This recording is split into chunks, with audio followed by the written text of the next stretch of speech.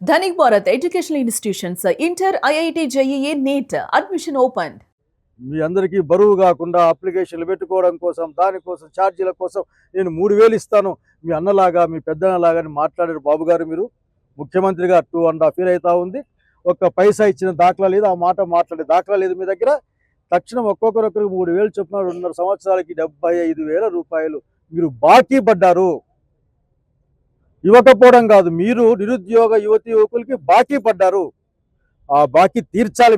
మీరు అప్పులు ఎట్లా తెచ్చుకొని లక్షల కోట్ల రూపాయలు అప్పులు తెచ్చుకొని రాష్ట్రాన్ని అధోగతి పాలు చేస్తూ ఉన్నారు. నిర్బంధ అభివృద్ధి పేరు మీద అమరావతిలో డబ్బులు ఇచ్చలవిడిగా ఖర్చు పెడుతూ అక్కడ దోపిడీ జరుగుతుంది చెప్పినప్పుడు కూడా ఏమాత్రం వెనకం చేయకుండా మీరు దోపిడీ లక్షణంతో ఉన్న కార్యక్రమాలు అక్కడ మీరు చేస్తూ ఉన్నారు. కానీ 75,000 రూపాయలు ప్రతి యువజనానికి ప్రతి నిరుద్యోగి ఇవ్వాల్సిన అవసరం ఉందన్న విషయాన్ని మీకు గుర్తు చేస్తూ ఉన్నాం. సో నిరుద్యోగి తక్షణం ఇవ్వాలి మీరు. అట్లాగే ఫీ రియంబర్స్మెంట్ మీరు తక్షణం కట్టి పిల్లలకి వాళ్ళ తల్లిదండ్రులకి భయము బాధ లేకుండా చేయాల్సిన బాధ్యత మీ పైన ఉంది. అట్లాగే సిబిఐ ఎంక్వైరీ, స్వతంత్ర సంస్థ యొక్క సిబిఐ ఎంక్వైరీ కోరుతా ఉన్నాం. దీన్ని ఈ రోజున వైఎస్ఆర్ కాంగ్రెస్ పార్టీ ప్రజా సంఘాలతోనూ ప్రజాస్వామ్యవాదులతోనూ అట్లాగే న్యూట్రల్ పీపుల్తోనూ కలిపి ఆఖరికి ఈ రాష్ట్ర యువతి యువకుల విద్యార్థుల భవిష్యత్తును కాపాడడం కోసం రానున్న కాలంలో జగన్మోహన్ నాయకత్వాన ఒక మహా ఉధృతమైన పోరాటానికి సిద్ధంగా ఉన్నామని తెలియజేసుకుంటూ, గోటితో పోయేదానికి గొడ్డల దానికి అవసరం లేదు. సింపుల్. విద్యాశాఖ మంత్రికి వేరే బాధ్యతలు ఇచ్చి విద్యాశాఖ మంత్రికి పక్కన తప్పిస్తే అన్నీ సర్దుకుంటాయని వైఎస్ఆర్ కాంగ్రెస్ పార్టీ ఆఖరికి అభిప్రాయపడతా ఉంది. We demanding all 3 demands. We have produced all evidences to the government representative, Honorable Joint Collector Garu. I hope that he will send that to the government, but I am not hoping on the government of Andhra Pradesh, which is led by the Chandrababu Naidu Garu. Once again, I am requesting and I am demanding, please send a probe to the CBI inquiry, probe on this by the CBI. This is my opinion and the demand of the YSR Congress Party. అందుకని ఈరోజు రాష్ట్ర వ్యాప్తంగా కూడా mega డిఎస్సిని దగా డిఎస్సిని అని నిరుద్యోగులు అందరూ కూడా పిలుచుకుంటా ఉన్నారు ప్రేమగా. చాలా తీవ్రమైనటువంటి ఆరోపణలు డిఎస్సికి సంబంధించి పేపర్ సెట్టింగ్తో మొదలుకొని పేపరు బయటికి పంపడంలో కానీ ఎగ్జామినేషన్లో కానీ లీకేజ్, ఆ విధంగా అనేకమైనటువంటి పొరపాట్లు తప్పులు జరిగాయి. ఇవన్నీ కూడా ఉద్దేశపూర్వకంగానే జరిగినటువంటివి. రాష్ట్ర ప్రభుత్వం డిఎస్సిని అభాసుపాలు చేసింది. ఇది ఎందుకంటే ఈ తీవ్రమైన ఆరోపణలు కూడా ఆధారాలతో సహా రుజువులతో సహా స్వయంగా మాజీ ముఖ్యమంత్రి జగన్మోహన్ రెడ్డి గారే ప్రెస్ మీట్ పెట్టి పెద్ద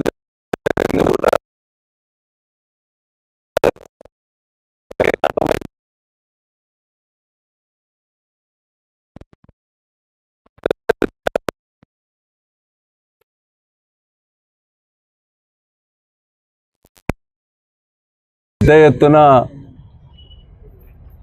ప్రజానీకం కోరుతా ఉన్నప్పటికీ కూడా విచారణకు అంగీకరించకపోవడం, అడ్డదిడ్డంగా మాట్లాడడం, చర్చలకు సవాళ్లు చేయడం, ఇవన్నీ కూడా బాధ్యత రాహిత్యమైనటువంటివి. అందుకనే వెంటనే దీనిపైన విచారణ జరపాలా, నైతిక బాధ్యత వహించి ఈనాడులోను రెండో విడత ఉద్యోగాలని ఎప్పుడు ఇస్తారట? September 15th ఇస్తారట. అది ఇప్పుడు ఎందుకు ప్రకటిస్తున్నారు? August 15th ప్రకటించాల్సి ఉంటే వీళ్ళు September 15th ఇప్పుడు నిన్న ప్రకటిస్తున్నారట. దాని అర్థం ఏంటి? ఖచ్చితంగా తప్పులు జరిగినాయి. నిరుద్యోగ యువత రోడ్ల మీదకి వస్తే ఇబ్బంది అవుతుంది కాబట్టి వాళ్ళని డైవర్ట్ చేయడానికి ఉద్యోగాలు వస్తున్నాయి, నోటిఫికేషన్ వస్తుందని చెప్తే మళ్ళీ నిరుద్యోగులందరూ కూడా పుస్తకాలు పట్టుకొని కూర్చుంటారనే ఉద్దేశంతో ఈ పని చేస్తూ ఉన్నారు. ఎందుకు ఇవ్వలేకపోతున్నారు అంత 15th అంటే దాంట్లో రాసిన సారాంశం అంటే 2 పొల్లు పోకుండా 2 ఒకటే రాశాయి. రాష్ట్రపతి ఉత్తర్వుల్లో ఏవో సాంకేతికపరమైన అంశాలు ఉన్నాయట. తర్వాత ఉద్యోగ సంఘాలు ఏవో వినతులు చేశాయట. నిరుద్యోగులకు ఉద్యోగాలు ఇవ్వడానికి రాష్ట్ర ప్రభుత్వం నోటిఫికేషన్లు ఇవ్వడానికి ఇవెందుకు అడ్డమవుతున్నాయి? అది ఇప్పుడే ఎందుకు వాళ్ళు చెప్తూ ఉన్నారు? ఎప్పుడో నెలన్నర తర్వాత ఇచ్చే నోటిఫికేషన్ల గురించి నిన్న ఫ్రంట్ పేజీల్లో ఎందుకు రాస్తున్నారు? ఈనాడులోను ఆంధ్రజ్యోతిలోను. అందువల్ల గవర్నమెంట్ మెగా డిఎస్సిలో తప్పులు జరిగినాయి, ఆధారాలు ఉన్నాయి అనే విషయాన్ని ఒప్పుకోకనే ఒప్పుకున్నట్లయిందని నేను గట్టిగా నమ్ముతున్నాను. దాన్ని డైవర్ట్ చేయడానికే నిరుద్యోగ యువతని డైవర్ట్ చేయడానికే వాళ్ళు ఈ నోటిఫికేషన్ డ్రామాని ఆడుతున్నారు. మళ్ళైనా కానీ కూడా ఆ నోటిఫికేషన్లు కూడా వాళ్ళు ఖచ్చితమైన పరీక్షలు వాడతారు, పద్ధతులు చేసి అర్హులైన వాళ్ళకు ఉద్యోగాలు ఇస్తారని గ్యారెంటీ ఏముంది? భారతదేశంలో పరీక్షలే సక్రమంగా నిర్వహించకపోతే, అర్హులైన వాళ్ళు ఉద్యోగాల్లోకి రాకపోతే, అనర్హులు వస్తే అంతకంటే అరాచకం ఏముంటుంది? జవాబుదారీతనం లేని ఈ ప్రభుత్వాన్ని, ముఖ్యంగా ఈ విద్యాశాఖ మంత్రిని తప్పించాలని నేను గట్టిగా డిమాండ్ చేస్తున్నాను. తప్పులు జరిగినాయి కాబట్టి ఆధారాలతో సహా నిరూపిస్తున్నాం కాబట్టి సిబిఐ ఎంక్వైరీ కూడా జరగాలని నేను డిమాండ్ చేస్తున్నాను. అలాగే మీ మెగా డిఎస్సి ఏదైతే పెట్టి ఉన్నారో దాన్ని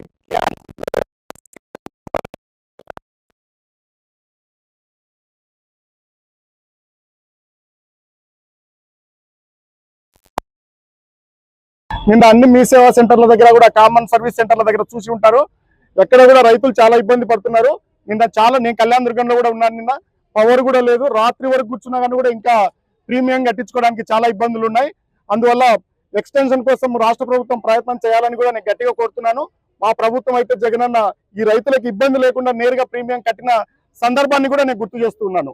రైతుల పక్షాన ప్రీమియం కట్టి ఉంటే ఈ ఇబ్బందులు ఉండేది కూడా కాదని కూడా నేను తెలియజేస్తున్నాను. ప్రజల కష్టాన్ని, ముఖ్యంగా రాయలసీమ జిల్లాల్లో, కర్నూలు, అనంతపురం జిల్లాల్లో నిన్న మీ సేవా సెంటర్ల దగ్గర, కామన్ సర్వీస్ సెంటర్ల దగ్గర రైతులు పడుతున్న ఇబ్బందులేవో సాక్షాత్ ఆర్థిక శాఖ మంత్రి గారి మండలాల్లో కూడా, ఉరవకొండ, కూడేరులో కూడా ఇవి జరిగినాయి. కళ్యాణ దుర్గంలో అన్ని చోట్ల కూడా ఇవి జరుగుతున్నాయి. ఈ రోజే లాస్ట్ డేటు.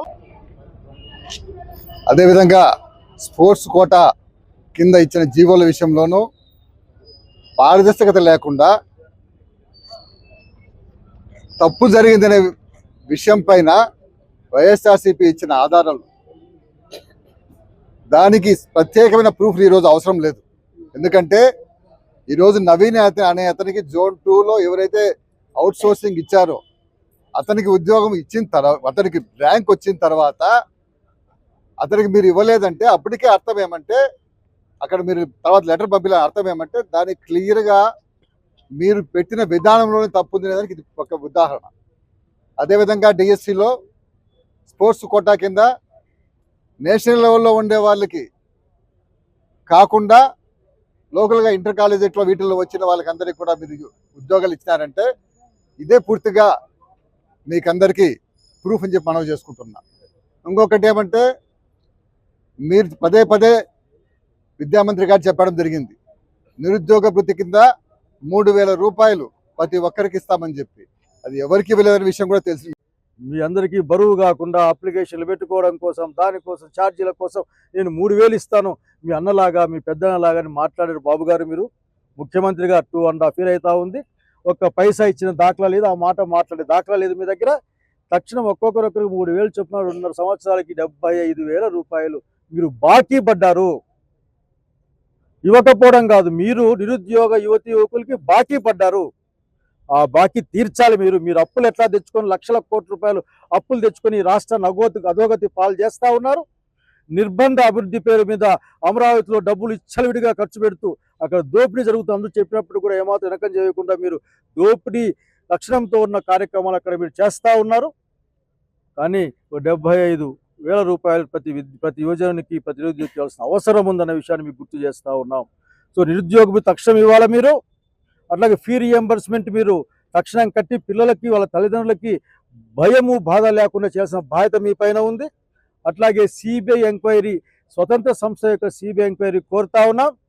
దీన్ని ఈ రోజున వైఎస్ఆర్ కాంగ్రెస్ పార్టీ ప్రజా సంఘాలతోనూ, ప్రజాస్వామ్యవాదులతోనూ, అట్లాగే న్యూట్రల్ పీపుల్తోనూ కలిపి ఆఖరికి ఈ రాష్ట్ర యువకుల, విద్యార్థుల భవిష్యత్తును కాపాడడం కోసం రానున్న కాలంలో జగన్మోహన్ నాయకత్వాన ఒక మహా ఉధృతమైన పోరాటానికి సిద్ధంగా ఉన్నామని తెలియజేసుకుంటూ, గోటితో పోయేదానికి గొడ్డల దానికి అవసరం లేదు.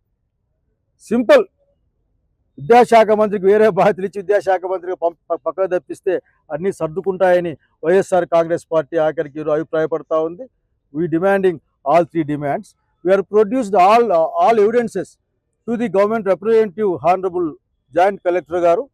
I hope that he will send that to the government, but I am not hoping on the government of Andhra Pradesh, which is led by the Chandrababu Naidu Garu. Once again, I am requesting and I am demanding, please send a probe to the CBI inquiry, probe on this by the CBI. This is my opinion and the demand of the YSR Congress Party. అందుకని ఈరోజు రాష్ట్ర వ్యాప్తంగా కూడా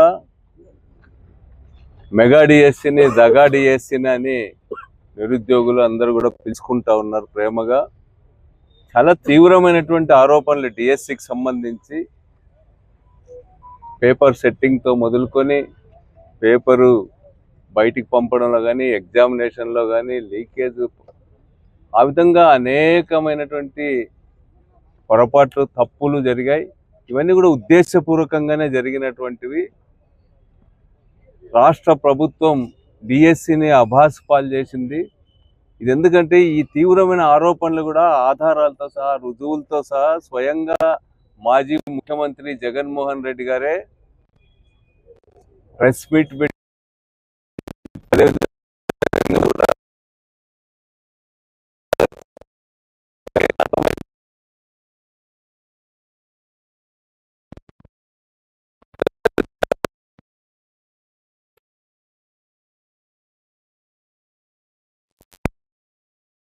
పెద్ద ఎత్తున ప్రజానీకం కోరుతా ఉన్నప్పటికీ కూడా విచారణకు అంగీకరించకపోవడం, అడ్డదిడ్డంగా మాట్లాడడం, చర్చలకు సవాళ్లు చేయడం, ఇవన్నీ కూడా బాధ్యత రాహిత్యమైనటువంటివి. అందుకనే వెంటనే దీనిపైన విచారణ జరపాలా, నైతిక బాధ్యత వహించి ఈనాడులోను రెండో విడత ఉద్యోగాలని ఎప్పుడు ఇస్తారట? సెప్టెంబర్ 15న ఇస్తారట. అది ఇప్పుడు ఎందుకు ప్రకటిస్తున్నారు? ఆగస్టు 15th ప్రకటించాల్సి ఉంటే వీళ్ళు సెప్టెంబర్ 15th ఇప్పుడు నిన్న ప్రకటిస్తున్నారట. దాని అర్థం ఏంటి? ఖచ్చితంగా తప్పులు జరిగినాయి. నిరుద్యోగ యువత రోడ్ల మీదకి వస్తే ఇబ్బంది అవుతుంది కాబట్టి వాళ్ళని డైవర్ట్ చేయడానికి ఉద్యోగాలు వస్తున్నాయి, నోటిఫికేషన్ వస్తుందని చెప్తే మళ్ళీ నిరుద్యోగులందరూ కూడా పుస్తకాలు పట్టుకొని కూర్చుంటారనే ఉద్దేశంతో ఈ పని చేస్తూ ఉన్నారు. ఎందుకు ఇవ్వలేకపోతున్నారు అంత 15th అంటే దాంట్లో రాసిన సారాంశం అంటే రెండు పొల్లు పోకుండా రెండు ఒకటే రాశాయి. రాష్ట్రపతి ఉత్తర్వుల్లో ఏవో సాంకేతిక పరమైన అంశాలు ఉన్నాయట. తర్వాత ఉద్యోగ సంఘాలు ఏవో వినతులు చేశాయట. నిరుద్యోగులకు ఉద్యోగాలు ఇవ్వడానికి, రాష్ట్ర ప్రభుత్వం నోటిఫికేషన్లు ఇవ్వడానికి ఇవెందుకు అడ్డమవుతున్నాయి? అది ఇప్పుడే ఎందుకు వాళ్ళు చెప్తూ ఉన్నారు? ఎప్పుడో నెలన్నర తర్వాత ఇచ్చే నోటిఫికేషన్ల గురించి నిన్న ఫ్రంట్ పేజీల్లో ఎందుకు రాస్తున్నారు? ఈనాడులోను ఆంధ్రజ్యోతిలోను. అందువల్ల గవర్నమెంట్ మెగా డిఎస్సిలో తప్పులు జరిగినాయి, ఆధారాలు ఉన్నాయి అనే విషయాన్ని ఒప్పుకున్నట్లు అయిందని నేను గట్టిగా నమ్ముతున్నాను. దాన్ని డైవర్ట్ చేయడానికే నిరుద్యోగ యువతని డైవర్ట్ చేయడానికే వాళ్ళు ఈ నోటిఫికేషన్ డ్రామాని ఆడుతున్నారు. మళ్ళైనా కానీ కూడా ఆ నోటిఫికేషన్లు కూడా వాళ్ళు ఖచ్చితమైన పరీక్షలు వాడతారు, పద్ధతులు చేసి అర్హులైన వాళ్ళకు ఉద్యోగాలు ఇస్తారని గ్యారెంటీ ఏముంది? భారతదేశంలో పరీక్షలే సక్రమంగా నిర్వహించకపోతే, అర్హులైన వాళ్ళు ఉద్యోగాల్లోకి రాకపోతే, అనర్హులు వస్తే అంతకంటే అరాచకం ఏముంటుంది? జవాబుదారీతనం లేని ఈ ప్రభుత్వాన్ని, ముఖ్యంగా ఈ విద్యాశాఖ మంత్రిని తప్పించాలని నేను గట్టిగా డిమాండ్ చేస్తున్నాను. తప్పులు జరిగినాయి కాబట్టి ఆధారాలతో సహా నిరూపిస్తున్నాం కాబట్టి సిబిఐ ఎంక్వైరీ కూడా జరగాలని నేను డిమాండ్ చేస్తున్నాను. అలాగే మెగా డిఎస్సి ఏదైతే పెట్టి ఉన్నారో దాన్ని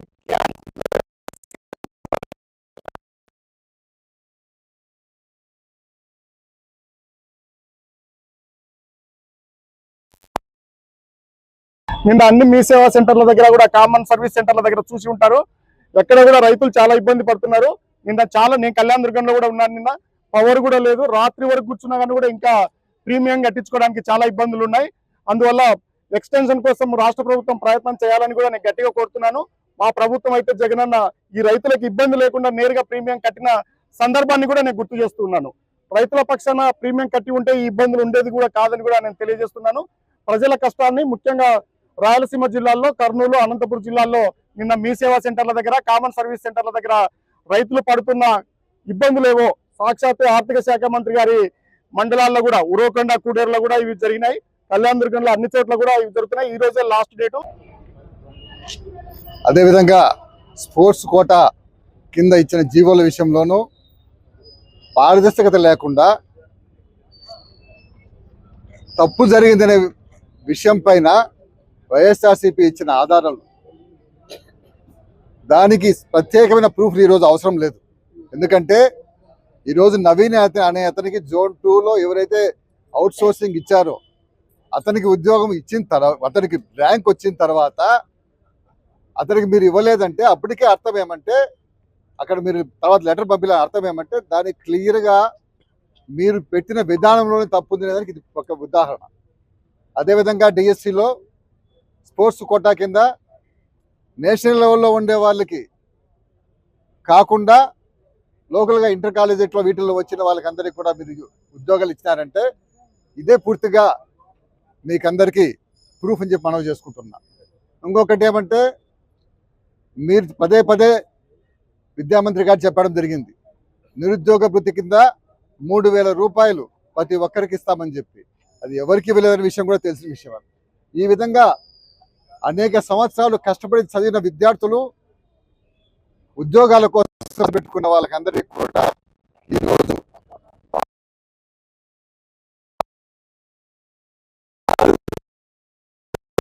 కనీసం ఇప్పటికే